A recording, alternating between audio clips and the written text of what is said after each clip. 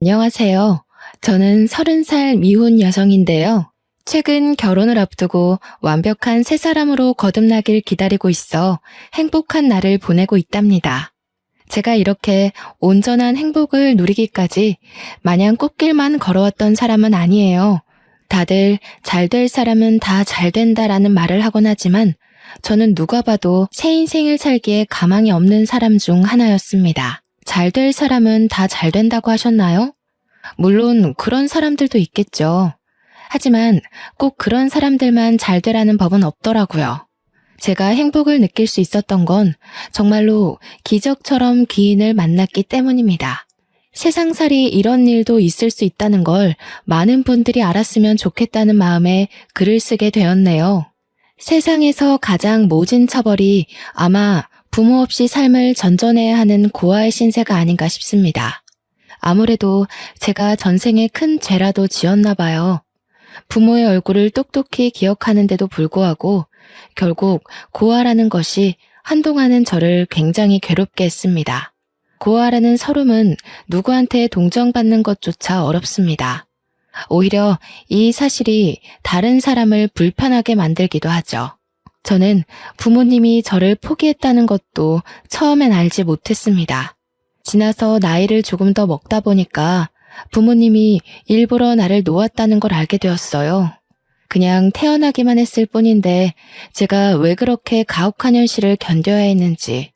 당시에는 모든 걸 부모님 탓하며 원망을 많이 했습니다. 너무 어릴 적 기억이라 자세한 기억은 잘 안 나지만 부모님 형편이 아주 가난했다는 건 절대 잊을 수 없는 기억으로 남았는데요. 그런 형편에서 실수로 제가 태어났다는 것 정도는 귀에 피딱지가 앉을 정도로 많이 들어서 알고 있어요. 부모님은 혼인신고도 안 한 채 동거만 하면서 저를 키웠고요. 저만 집에 두고 거의 매일 외박을 했습니다.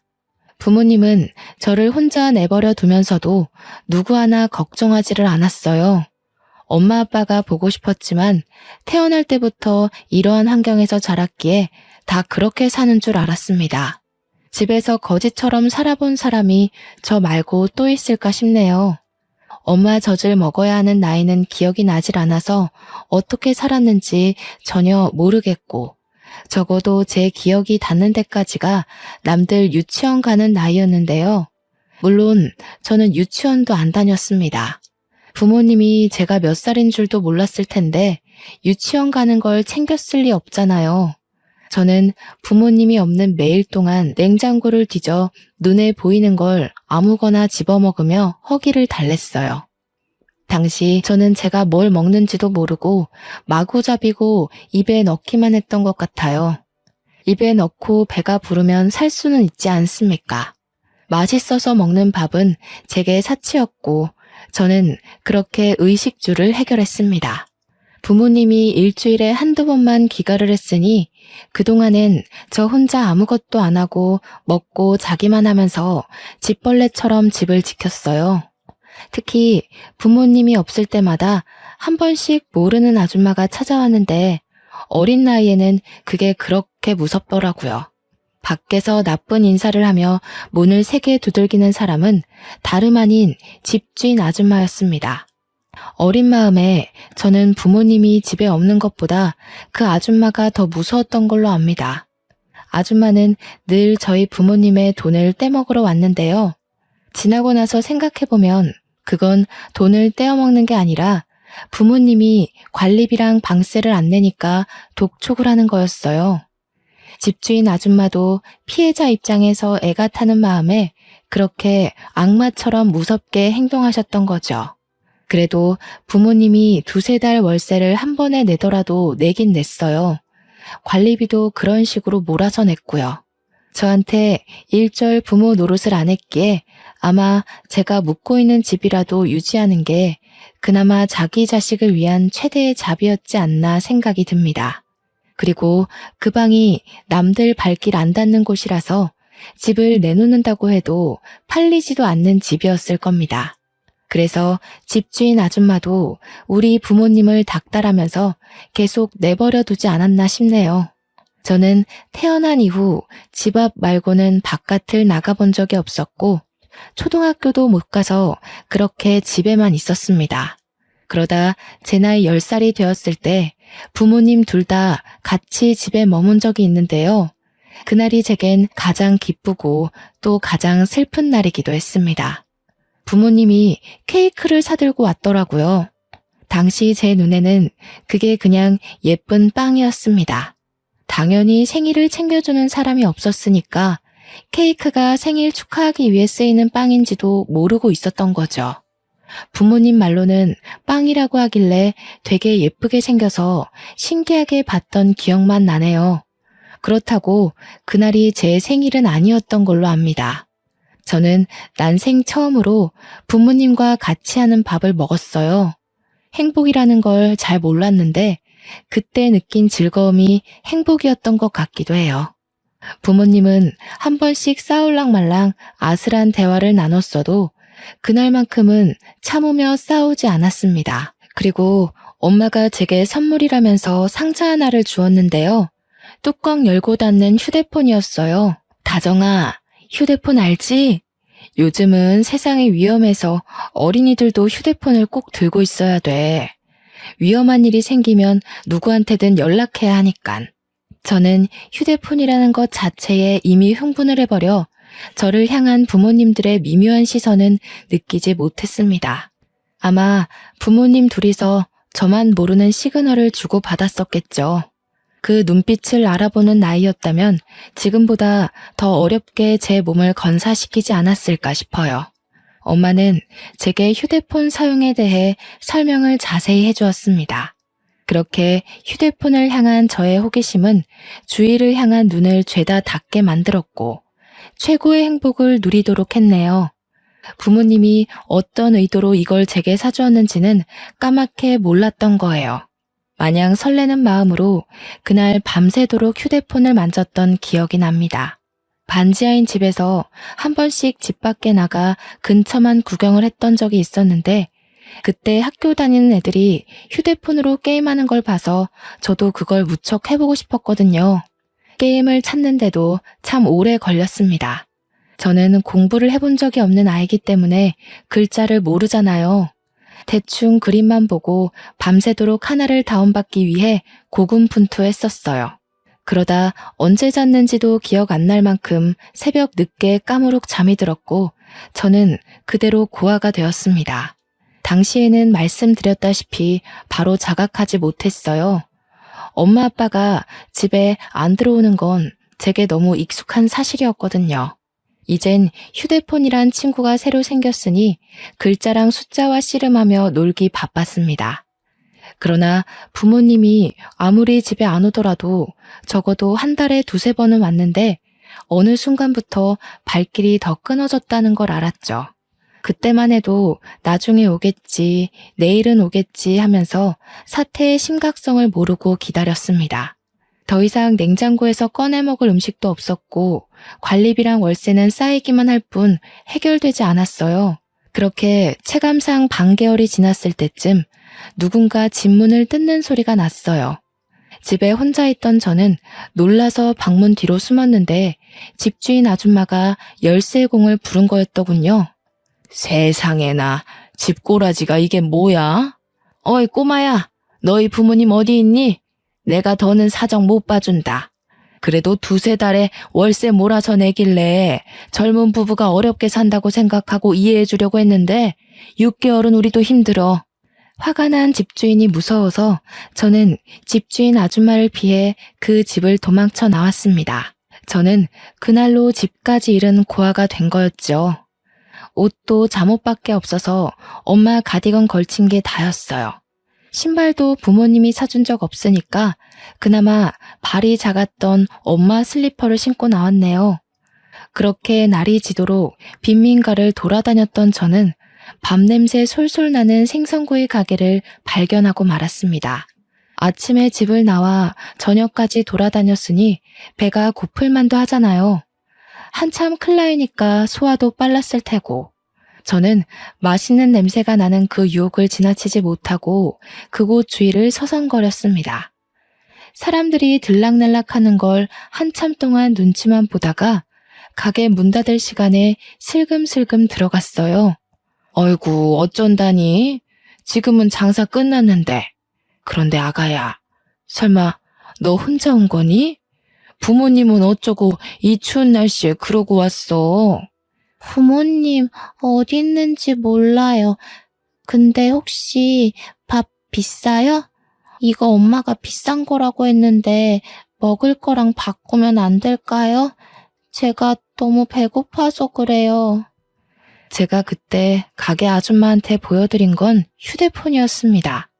엄마가 비싼 거니까 잃어버리면 안 된다고 했던 말을 기억해서 아줌마한테 돈 대신 주려고 했던 것 같아요. 그게 비싼 걸 쓸 리가 없을 텐데 말이죠. 아줌마는 두 손으로 그걸 내미는 저를 한참이나 바라보셨는데요. 쫓겨날까봐 무서워서 아줌마 시선을 괜스레 피하면서 서 있었죠. 그런데 아줌마는 말없이 가게 문을 닫더니 저를 자리에 앉히곤 주방에 들어가더라고요. 뚝딱뚝딱 금세 무언가 두들기고 지지는 소리가 났습니다. 곧 쟁반에 따뜻한 밥과 함께 돌아오셨어요. 그때 먹은 고등어 구이를 제가 아직도 잊지 못합니다. 여전히 제게 세상에서 제일 맛있는 음식이 고등어이기도 하고요. 고등어 말고도 처음 먹어보는 반찬이 참 많았는데요. 아줌마는 제가 밥을 다 먹을 때까지 하나하나 챙겨주셨습니다. 손수 물도 떠다 주면서 국이랑 같이 먹어야 안 체한다고 계속 신경을 썼죠. 그래서 너는 어디서 온 거니?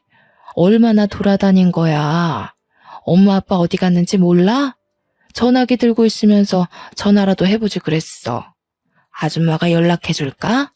엄마 아빠 전화번호 몰라요. 집에서 집주인 아줌마가 돈 내라고 무섭게 하는 바람에 도망쳐 나온 거예요. 나중에 다시 가보려고요. 저는 아줌마가 물어보는 질문에 하나같이 모른다고 대답하면서 제가 겪었던 일들을 말해주었습니다. 그러니 아줌마는 제가 처했던 상황을 단번에 눈치챘나 봐요. 저는 밥을 다 먹은 후 아줌마 손을 잡고서 경찰서로 갔습니다. 집에 데려다 주는 줄 알았는데 경찰서를 간 거라 좀 더 무서웠네요. 아줌마의 부탁으로 경찰은 저를 실종 신고하려고 제게 부모에 대해 물었지만 그때서야 저는 부모님 이름도 모른다는 걸 알게 되었어요. 부모님 얼굴만 알지 정작 부모님에 대한 신상 정보를 아무것도 모르고 있었습니다. 나이도 몰랐는데 경찰이 제 출생신고 기록을 보고서 10살이라고 말해주어 그때부터 나이를 세기 시작했어요. 결국 아무런 정보도 알지 못한 채 경찰은 제 이름과 나이 인상착의만 보고 저는 실종 미아 신고 접수를 했을 겁니다. 내내 제 곁을 지켜주고 있던 아줌마는 제가 글자도 모르고 숫자도 모르고 몸만 컸지 배움은 유치원 애들보다 못하다는 걸 알게 되었는데요. 일단 제 부모를 찾겠다는 신고 접수는 들어갔는데 그동안 저를 어디 둬야 하나 그 고민을 다 같이 했었어요. 경찰이 아동보호소를 알아봐 줬는데 그렇게 찾은 곳이 바로 보육원이었습니다. 일단 밤이 늦었기에 아줌마 뜻에 따라 저는 아줌마 집에 가서 하룻밤 신세를 지게 되었어요. 그러고 다음날 꿀맛 같은 아침밥을 먹고서 아줌마 손을 잡고 보육원을 갔죠. 그러나 보육원 분위기는 생각보다 삼엄했고 원장님의 말씨는 친절했으나 표정이 예사롭지 않다는 걸 아줌마가 느낀 것 같더라고요. 그날 보육원 두세 군데를 더 돌아다녔던 걸로 알아요. 아줌마가 저를 맡겨둘 만큼 멀쩡한 보육원을 발견하지 못했기 때문이라는 걸 나중에 알았습니다. 지금 이 글을 쓰면서도 아줌마가 참 좋은 분이라는 걸 새삼 다시 느끼고 있네요. 그렇게 아줌마는 마음에 드는 보육원을 찾지 못해서 뺑뺑 돌기만 하다가 또 밤이 왔습니다. 아줌마와 하룻밤을 더 보내게 되었는데 저는 당시 다른 건 몰랐고 그저 고등어를 또 먹게 되었다는 사실에 기쁘기만 했어요. 그리고 그날 밤 집에 돌아오는 길에 아줌마가 사줬던 새 내복을 입고서 아줌마 옆자리에 누웠는데요. 아줌마가 제게 정말 고마운 제안을 하는 거 아니겠습니까? 이름이 다정이라고 했지? 다정아, 너만 괜찮다면 아줌마랑 같이 지낼래? 아줌마도 평생 혼자 살아왔거든. 이참에 우리 한번 친구가 되어볼까? 아줌마랑 친구하면서 지내다가 부모님한테 연락이 오면 그때 돌아가면 되잖아. 친구요? 아줌마랑 저는 어른이고 아이인데 친구가 될 수 있어요? 혹시 아줌마도 초등학교 가야 되는 나이예요? 그런 건 아니고 친구라는 건 서로 친구하고 싶은 마음만 있으면 얼마든지 친구할 수 있는 거야. 아줌마도 다정이가 좋고 다정이도 아줌마를 좋아해주면 가능하지. 그럼 나 계속 그 물고기 먹을 수 있어요? 고등어? 아줌마랑 친구하면 고등어 계속 먹는 거예요? 그러면 저 아줌마랑 친구할래요. 한참 어른과 어린 제가 친구를 한다는 게 당시에는 이해하기 어려웠지만 저는 그때 고등어를 또 먹을 수 있다는 생각 덕에 좋아라 했던 걸로 기억합니다. 그렇게 저는 아줌마 일을 도와가며 고등어도 매일 먹으면서 밥 부족하지 않게 잘 먹고 잘 자랐죠. 아줌마가 자비를 써서 제 학교까지 보내주었는데요. 제가 초등학교 입학 당시 너무 늦은 나이기도 했고 또 유치원 수준도 못 미칠 만큼 배운 게 없어서 결국 특별반 수업을 들어갔습니다. 장애인 친구들이 수업받는 곳이었는데 저 또한 인지 능력이 낮아서 수업 진도가 잘 맞았던 걸로 기억해요. 특별반 친구들은 저보다 어린애도 있었고 한두 살 많은 언니 오빠들도 있었는데요. 학교 다니는 게 그렇게 재밌는 건 줄 몰랐어요. 공부도 친구들과 노는 것도 또 급식 먹는 것도 제겐 하나같이 놀이나 다름없었을 만큼 즐거움을 얻었습니다. 집에 오면 아줌마가 제 공부와 숙제를 봐주기도 했어요. 아줌마가 저에게 가르쳐 줄 수 있는 지식까지는 계속 과외 선생님처럼 알려주고 가르쳐 주었습니다. 공부에 재미를 붙인 저는 정말 무섭게 배움을 습득했고 그렇게 중학교, 고등학교까지 아줌마의 뒷바라지를 받으며 다녔어요. 그때까지도 제 친부모에 대해서 경찰에선 연락조차 없었네요. 부모님을 만난 적도 없었다는 거예요. 하지만 상관이 없었습니다. 오히려 부모님이 절 찾는다면 그게 서운할 것 같았어요. 아줌마와 지내는 하루하루가 너무 재밌었거든요. 이전에 부모님 울타리 안에서 살았던 기억이 생생하게 남아 있었는데 그 지난날과 당시가 비교되면서 아줌마 곁을 벗어나고 싶지가 않았거든요. 아줌마가 가끔은 부모님 언급을 하면서 보고 싶지 않냐고 묻기도 했는데 저는 오히려 아줌마한테 부모님 얘기하지 말라고 툴툴거렸네요. 그때가 행복하지 않았다는 걸 제 몸이 본능적으로 기억하고 있는 거겠죠. 살다 보니까 아줌마는 왜 지금까지 혼자 살고 있는지 궁금할 때가 있었습니다.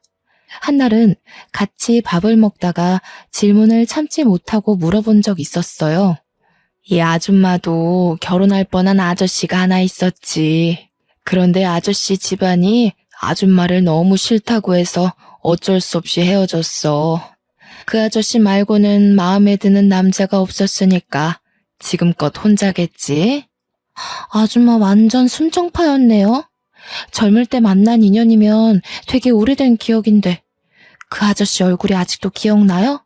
나는 내 부모 얼굴도 거의 다 까먹어버렸는데. 그럼 기억이 나지. 많이 좋아했었으니까. 이렇게 한 사람 오래 좋아하는 것도 참 할 짓이 못 돼. 차라리 여기저기 아무 남자나 만날 수 있는 그런 사람이라면 좋겠다, 나도. 네, 아줌마는 그런 거 안 어울려요. 그리고 그렇게 예쁜 사람들이 어디 좋은 사람인 줄 알아요? 여기저기 찔러보는 사람치고 정직하고 올곧은 사람 없다는 것에 제 인생을 걸게요. 아줌마와 저는 아줌마가 처음 제안을 했던 것처럼 정말 친구로서 참 돈독한 사이가 되어갔습니다. 이건 가족을 넘어서 친구라고 정해야 하는 게 아줌마와 제 사이를 더 잘 설명할 길이라 확신합니다. 제가 고등학교까지 전교 7등으로 무사히 졸업을 마쳤는데 아줌마가 제 대학까지 보내주려고 등록금 얘기를 꺼내더라고요. 기다렸다는 듯이 말하면서 자기가 그동안 적금 모아둔 거 있다고 흔쾌히 저한테 주겠다는 거 있죠. 저한테 아낌없이 퍼주는 아줌마에게 너무 감사하면서도 동시에 받기만 하는 것 같아서 미안했습니다. 물론 대학 등록금은 정말 필요가 없었어요. 제가 수석으로 입학하는 덕에 장학금을 받고 다니게 되었거든요. 그 말을 해줬더니 아줌마가 정말 많이 기뻐하면서 자기 딸인 것 마냥 기특하다고 칭찬해주더군요. 나 아줌마 없었으면 이렇게 못 컸다는 거 알죠? 나 걷어줘서 정말 고마워요. 이젠 저도 어른 됐으니까 제가 다 갚아드릴게요. 시끄러워. 걷어주긴 무슨. 네가 다 늙은 나를 걷어준 거지. 어디서 내가 이런 보물 같은 친구를 얻었나 모르겠네. 아줌마야말로 다정이가 너무 잘 커져서 고마워. 아줌마는 여태까지 제게 해주었던 모든 걸 전혀 갚을 필요 없다면서 오히려 저더러 남 생각하지 말고 열심히 살아주기만 하라고 했습니다. 저는 아줌마가 이렇게 반응할 줄 알았어요. 제가 말로 하면 안 받을 걸 알기에 결국 저는 몸소 직접 실천하기로 마음먹었죠. 대학을 다니면서도 학교 내에서 근로생으로 알바를 했고 제가 들어오는 모든 돈을 쓰지도 않고 온전히 모았습니다. 물론 아줌마 몰래 모았던 돈이에요. 나름 명석 있는 대학에서 경영과를 졸업한 저는 대기업에 지원할 수 있는 능력이 되었지만 제가 선택한 길은 이번에 새로 성장해 가고 있는 신생 기업이었습니다. 왠지 모르게 그쪽 기업이 추구하는 방향과 제 가치관이 잘 맞는 느낌이었거든요. 계속 그곳으로 눈이 가길래 과감하게 지원서를 냈고 단번에 합격을 했죠. 친구들은 아직도 저보고 왜 대기업 갈 스펙으로 중소기업을 가냐면서 잔소리를 하곤 합니다. 취업을 하고 나서도 저는 급여를 차곡차곡 모았습니다. 처음에는 돈 모으는 목적이 딱히 없어서 이 돈을 모아 아줌마 노후가 편하도록 지원해줄 생각이었는데 모으다 보니까 목표가 달라지더라고요. 아줌마에게 꼭 해주고 싶은 선물이 따로 있었습니다. 저는 한동안 부동산을 돌아다니며 건물을 보고 다녔어요. 그러다 1층이 상가, 2층이 주택인 매물을 어렵게 찾아서 매입을 했죠. 아줌마 명의로 그 건물을 계약했습니다. 아주 자그마한 건물이었지만 그래도 당시 살고 있던 빈민촌보다는 제 직장과 가까워서 아줌마와 같이 사는 것이 좀 더 윤택해질 거라 생각이 들었어요. 아줌마한테도 매번 집이랑 가게랑 30분은 걸어야 돼서 새벽 일찍 일어나고 밤늦게 집까지 걸어가고 하느라 보통 힘든 일이 아니었거든요.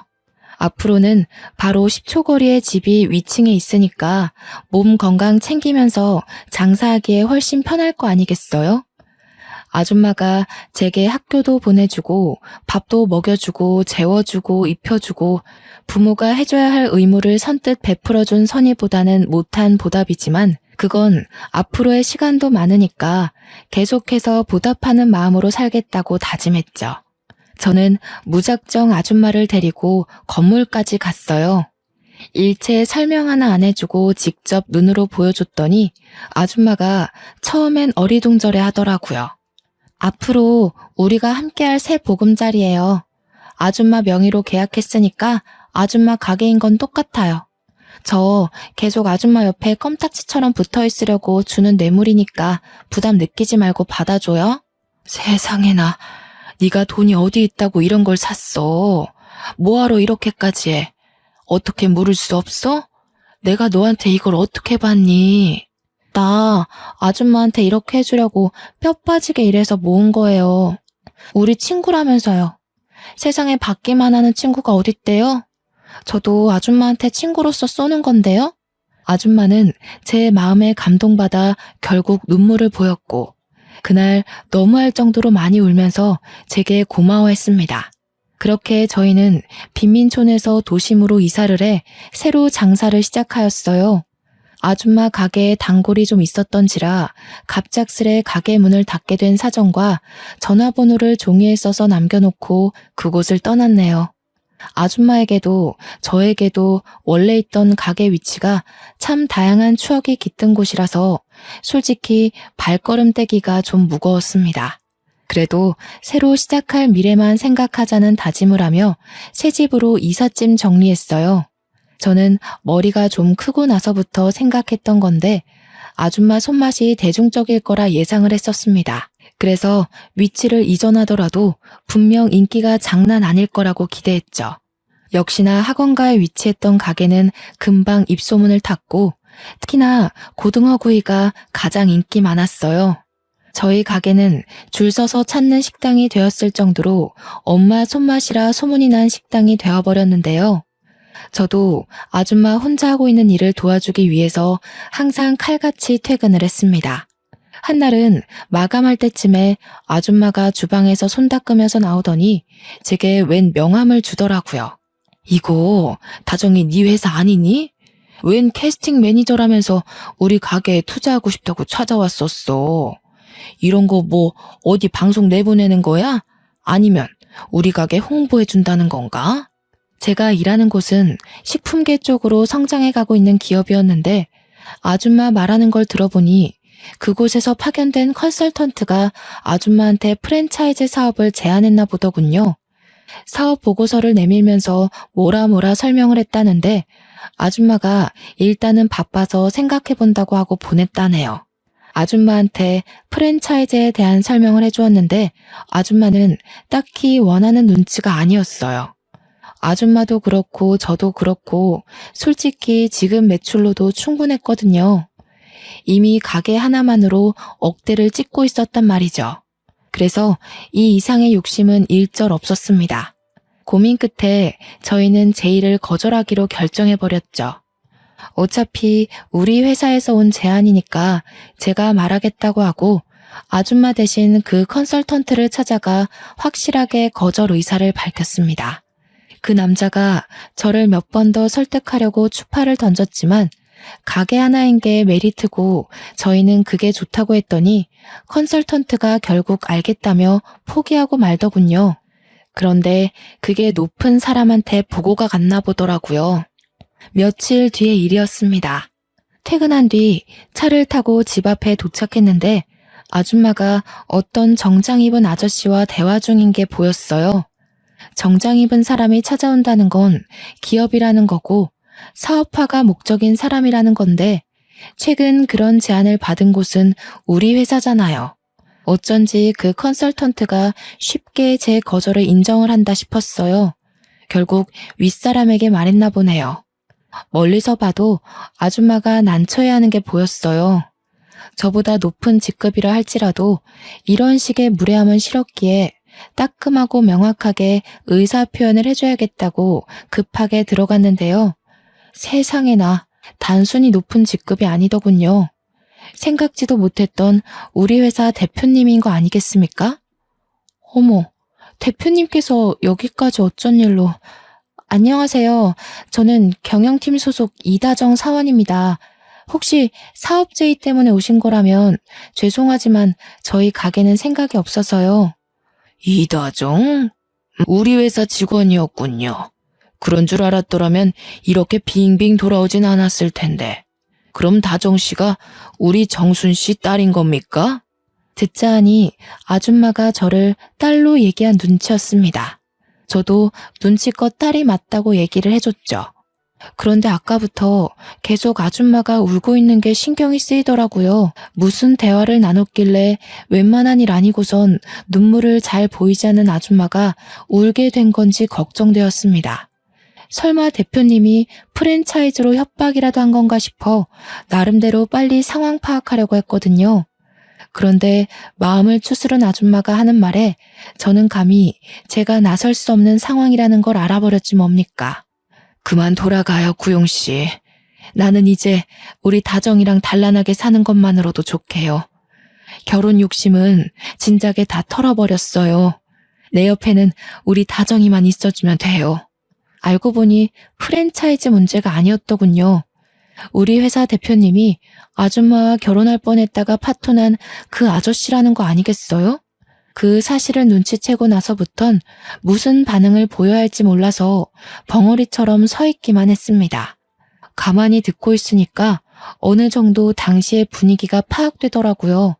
대표님이 여길 찾아온 건 프랜차이즈 때문이 맞으나 제가 나타나기 전까지 하고 있던 대화는 아줌마와의 재결합이었던 겁니다.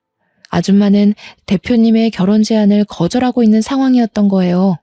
아줌마가 계속 대표님더러 가라고 밀고 붙이니까 이젠 대표님이 저한테 부탁하기 시작하는데 이제 막 상황 파악한 저야말로 얼마나 난감했는 줄 아십니까? 다정씨라고 했지요. 제가 우리 정순씨 이대로 또 못 놓쳐서 그래요. 이젠 반대할 어른들도 없고 제가 정말 잘해줄 수 있는데 정순씨가 다정씨랑 있는 게 행복하다고 저를 거들떠도 안 보내요. 다정씨가 어떻게 설득 좀 해주면 안 될까요? 내가 정말 크게 보상할게요. 저희 대표님은 원래부터 선한 아저씨라고 회사에서 소문이 자자한 사람이에요. 직원들 복지에 무엇보다 크게 신경 쓰는 사장이라고 젊은 세대로부터 입소문 제대로 타기 시작한 기업이거든요. 그렇게 많은 사람들의 존경받고 가진 것 많은 대단한 사람이 아줌마와 마찬가지로 한 사람을 잊지 못해 저한테 부탁을 하고 있는데 그 모습이 얼마나 절절하던지. 새삼 둘이서 젊은 시절 얼마만큼 서로를 좋아했는지 간접적으로 느껴지는 듯 했습니다. 사실 아줌마 또한 대표님을 못 잊고 있다는 것 제가 제일 잘 알고 있지 않습니까? 핑계로 대표님과의 인연을 끊어내려고 하는 듯한데 저는 그게 아줌마의 진심이 아니라는 걸 진작 눈치챘어요. 그냥 다가갈 용기가 없어서 매번 물러나기만 했던 마음이라서 저렇게 도망만 치려고 한다는 걸 충분히 알 수 있었다는 거죠. 그래서 제가 어찌했겠습니까? 일단 대표님을 먼저 설득해서 집으로 보낸 뒤에 며칠간 아줌마를 나무라며 강하게 설득을 했습니다. 됐다니깐 그러네. 다 늙은 마당에 무슨 부귀영화를 누리겠다고 결혼을 해. 나는 말했다시피 지금 너랑 둘이 이렇게 지내는 게 훨씬 좋아. 남자고 뭐고 다 필요 없어. 아줌마가 뭘 모르네. 서로 좋아해서 결혼까지 가는 거 생각보다 힘든 일이야. 결혼이 그렇게 쓸모없는 거면 나도 결혼하지 마? 나도 아줌마랑 둘이 사는 게 좋은데 우리 둘 다 결혼하지 말고 평생 친구만 할까? 너는 나랑 다르지. 너는 한참 젊잖아. 젊을 땐 일부러 나쁜 사랑도 해보고 하는 거야. 나는 이미 끝났어. 얼마 남지 않은 세월 그냥 조용히 있다가 가는 게 소원이야.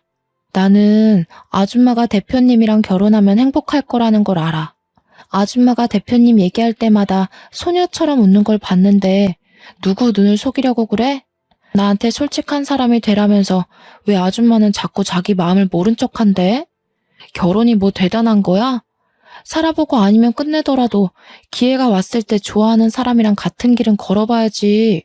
매일 밤 아줌마를 설득하느라 온갖 좋은 말을 꺼낸다고 에너지 소비를 좀 많이 했네요.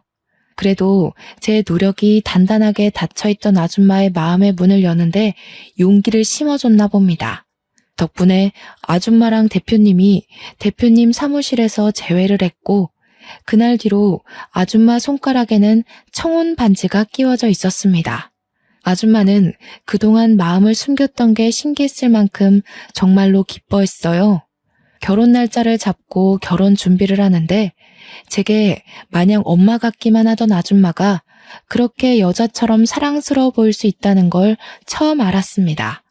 아줌마와 긴 시간을 함께 했다고 생각했는데 대표님이 나타나고부턴 제가 몰랐던 부분이 많다는 걸 느꼈어요. 행복해하는 아줌마를 보면서 저 또한 기쁘다가도 문득 오묘한 감정이 들더라고요. 아줌마랑 평생 같이 살 거라고 생각했고 한 번도 헤어짐 있을 거라고 상상한 적이 없었는데 막상 저보다 아줌마한테 더한 행복을 줄 수 있는 사람이 나타났다 보니까 제가 아줌마를 놓아주는 게 축복해주는 거란 생각이 들었어요. 그게 참 이상하게도 씁쓸했습니다. 사실 저와 아줌마의 관계는 언제든지 깨져도 이상할 게 없는 사이잖아요. 올 것이 왔다고 생각하는 게 당시에는 저를 위로하는 합리화였던 것 같네요. 두 분의 결혼은 저한테도 기쁨이었고 저는 그렇게 혼자 미리 마음을 정리하기로 했습니다. 휴대전화라는 것이 참 좋지 않습니까? 연락만 하면 아줌마와 언제든지 만날 수 있으니까 그렇게 위안을 삼았어요. 그런데 신혼여행을 다녀온 아줌마와 대표님이 회사로 출근하더니 사무실로 저를 바로 호출하더라고요. 아줌마한테서 사적인 방법으로 전화가 왔길래 대표님 사무실을 찾아가 봤습니다. 직원이 되고도 대표님 사무실은 방문해 볼 일이 없어서 처음 가보는 거였어요. 들어갔더니 대표님과 아줌마, 그리고 웬 젊은 남자까지 함께 앉아 있더군요. 그 남자의 얼굴이 좀 낯익었는데 알고 보니 아줌마한테 프랜차이즈 사업을 제안하러 찾아왔었던 그때 그 컨설턴트인 거 아니겠습니까? 오, 다정씨, 이리 와서 앉아요. 우리 아들인데 둘이 이미 안면이 있을 거예요. 지난번 우리 아들이 제안했던 사업 보고서를 대차게 거절했다고 들었어요.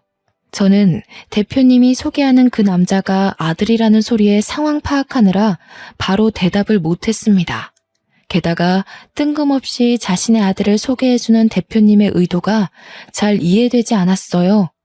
그러나 설명을 듣다 보니 대표님한테 이런저런 사연을 듣게 된 그 남자가 저를 알아보고 싶다고 했다는 거 아니겠습니까? 이렇게 인사드려서 죄송하네요. 사실 다정씨가 지난번 사업 계획 거절하러 찾아왔을 때 사실 연락처를 물어보고 싶었거든요. 그런데 다정씨가 당시 제 말을 안 들어줄 것 같더라고요. 아마 첫 단추가 잘못 끼워졌던 탓이겠죠? 저는 그때 남자가 마냥 저를 설득하려고 자꾸 접근한다고 생각했었는데 그게 아니었나 봅니다. 남자의 얘기를 들어볼 생각도 안 하고 내내 지나가다 마주치면 피하기만 했거든요. 이 갑작스러운 전개에 당황스러워서 아무 말도 못하고 있는데 세 분이서 계속 제 대답을 기다리고 있는 눈치였습니다. 문득 이분들은 제 고아 신세를 모르고 있어서 이런 귀한 자리를 마련한 거겠지라는 생각이 들더라고요. 좋게 봐주신 마음은 너무 감사한데 제가 아무것도 가진 게 없는 사람이에요. 앞으로 회사가 더 커지면 간부들 이미지가 중요하잖아요. 제가 괜히 발목 잡은 꼴 만들고 싶진 않아요. 하지만 역시나 대표님은 소문대로 인품이 우수한 분이셨고 이미 아줌마에게 저와 같이 살게 된 스토리를 나누면서 자연스레 제가 어떤 사정이었는지 알고 계셨나 보더라고요. 내가 제일 싫어하는 부류가 어떤 사람인 줄 아십니까? 겉모습만 보고 그 사람의 모든 걸 매도하는 사람들이에요. 인사팀에다 신입 뽑을 때 최대한 유념해달라고 매년 부탁하고 있기도 하고요. 다정씨 같은 인재를 출신만으로 놓친다면 그건 아마 그런 사람들이 실수를 하고 있는 게 아닌가 싶은데 대표님이 해주는 좋은 말씀에 저는 위로를 넘어서 스스로에 대한 자부심까지 생겼습니다. 항상 당당하게 살면서도 고아라는 처지 때문에 작아질 때가 어쩔 수 없이 있었거든요. 그런데 결국 그건 내 잘못이 아니고 나를 바라보는 타인의 시선이 잘못된 것이란 걸 대표님을 통해서 확실히 인지하게 되었죠. 그렇게 저는 용기를 얻고 대표님 아들과 정식으로 연락처를 교환했습니다. 그 남자와 개인적으로 만나면서 마음을 키워가는데 대표님을 닮았는지 아들 되는 사람도 무척 너그럽더라고요. 생각하는 폭과 아량도 넓었습니다. 그렇게 이어져 온 인연이 얼떨결에 결혼까지 가게 된 겁니다. 그럼 관계가 어떻게 되겠습니까? 아줌마와 대표님이 결혼했으니 그 밑에 아들인 제 남편은 새엄마가 바로 우리 아줌마가 되는 거 아니겠어요? 그렇다면 저한테는 시모인 거잖아요. 무슨 이런 운명의 장난이 다 있단 말입니까? 사연 쓰느라 다시 과거를 정리하고 있는 이 시점에도 웃음이 막 나오네요. 저와 남편은 시댁으로 들어가 살게 되었는데 덕분에 아줌마와 한 지붕 아래 가족이 되었지 뭐예요? 제게 친구였던 아줌마를 어머님이라고 부르며 평생 한 식구가 된 거예요. 말로만 식구라고 노래 부르는 것 말고 서류상으로 정말 가족이 되니까 이게 또 기분이 남다르더라고요. 아마 저와 아줌마가 세상에서 가장 친한 시모와 며느리 사이가 아닌가 싶습니다. 솔직히 단연 1등이라고 자부할 수 있어요. 그리고 저와 시모가 원래 살던 곳은 시모가 장사일을 계속 하고 싶다고 해서 2층 주택까지 식당으로 싹 다 리모델링하여 1층, 2층 넓게 장사 중입니다. 저와 남편은 퇴근하고 와서 나란히 시모의 일을 도와요. 이렇게 시댁을 만나기까지 가족이란 정이 이 정도로 든든한 건지 몰랐습니다. 가족이 있다는 것만으로도 세상의 무게가 조금은 가볍게 느껴지더라고요. 유년 시절을 어렵게 보낸 제가 감히 이런 귀한 가족을 다시 얻게 되리라 기대조차 하지 못했거든요. 고아라는 운명을 받았으니 제게 주어지는 많은 차별과 시선은 어쩔 수 없는 숙명이라고 여기며 살려고 했는데 참 인생살이 신기하지 않습니까? 행복이라는 건 노력으로도 가능하고 기적처럼 찾아올 수도 있는 거고 공짜로 던져질 수도 있는 것이란 걸 깨달았어요. 또 누구한테나 조건 없이 들이닥칠 수 있다는 것도 알게 되었고요. 참, 이건 나중에 들어서 알게 된 사실인데 저의 친부모가 여태 연락이 없었던 이유를 최근에 전화온 경찰한테 들었어요. 사실 친부모는 도박에 중독이 된 사람들이더라고요. 돈이 없으니 여기저기 꿔간 돈을 갚지도 않고 도박에 탕진하고 피해자들한테 신고를 왕창 받는 바람에 징역살이 중이라는 겁니다.